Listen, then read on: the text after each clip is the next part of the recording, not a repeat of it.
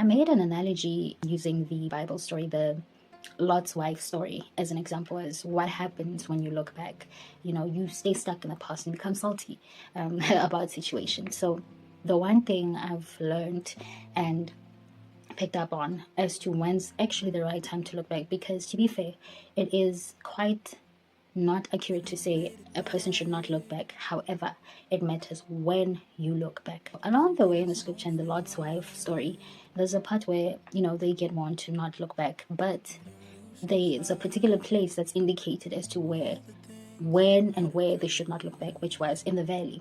A valley is essentially a very open space. So back in the day, in the historical times, wars used to be fought in the valley, and the reason being was that in the valley it's such an open space that an opponent is vulnerable. There's no way for them to hide, to run away. You get caught, so it's either you're going into that battle and it's fighting to the finish in the valley. So essentially, when you're in the valley, you're vulnerable, right? Translated to the scripture where they were told to not look back while in the valley. And when I revisited that, I got to understand, and even looking at myself now, I've been pretty much looking back.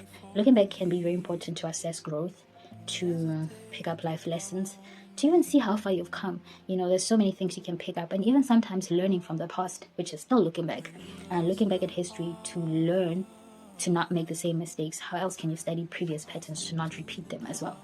So it definitely is essential to look back. However, you do not look back while you're still vulnerable, which in my circumstances, I would interpret it as don't look back while you're still hurting, while you're still sensitive, while the grief is still fresh, or you just got out of whatever you got out of.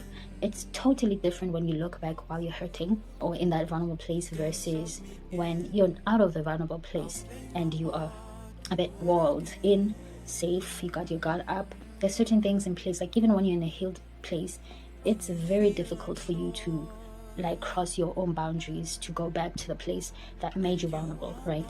Or the thing that you left behind that was not so good for you.